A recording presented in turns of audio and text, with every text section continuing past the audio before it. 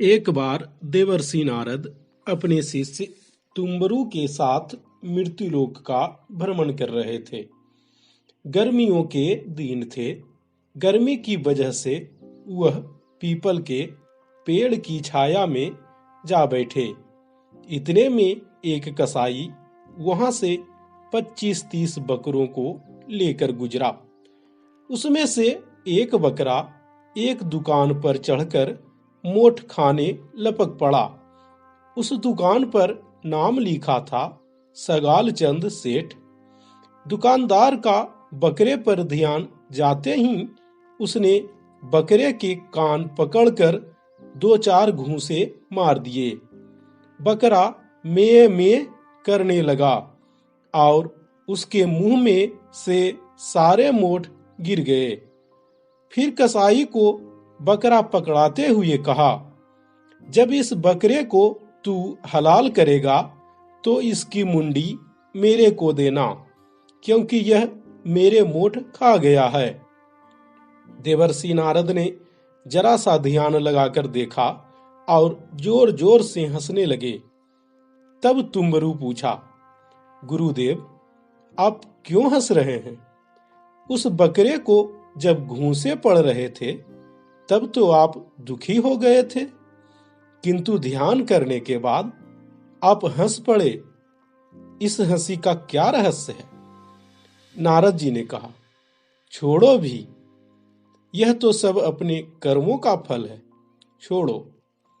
नहीं गुरुदेव, कृपया करके बताएं। अच्छा सुनो, इस दुकान पर जो नाम लिखा है सगाल चंद सेठ, वह सगाल चंद सेठ स्वयं यह बकरे की योनि में जन्म लेकर आया है और यह दुकानदार सगाल चंद सेठ का ही पुत्र है। सेठ मरकर बकरा बना और इस दुकान से अपना पुराना संबंध समझकर इस पर मोठ खाने गया। उसके पूर्व जन्म के बेटे ने उसको मारकर भगा दिया। मैंने देखा कि 30 बकरों में से कोई दुकान पर नहीं गया, फिर यह कमबख्त क्यों गया? इसलिए ध्यान करके देखा तो पता चला कि इसका पुराना संबंध था। जिस बेटे के लिए सगाल चंद सेठ ने इतनी मेहनत की थी, इतना कमाया था, वही बेटा मोठ के 4 दाने भी नहीं खाने देता और खा भी लिए हैं तो कसाई से मुंडी मांग रहा है, अपने ही बाप की। नारद जी कहते हैं, इसलिए कर्म की गति और मनुष्य के मोह पर मुझे हंसी आ रही है। अपने अपने कर्मों के फल तो प्रत्येक प्राणी को भोगने ही पड़ते हैं और इस जन्म के रिश्ते नाते मृत्यु के साथ ही मिट जाते हैं। कोई काम नहीं आता।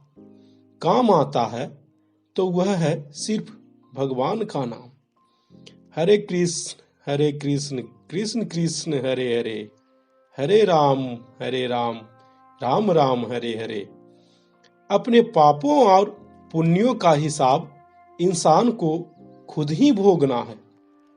इसलिए भक्तों, मरने के बाद इस संसार से कोई नाता नहीं रहता, केवल अपने कर्म ही सुरक्षित रहते हैं।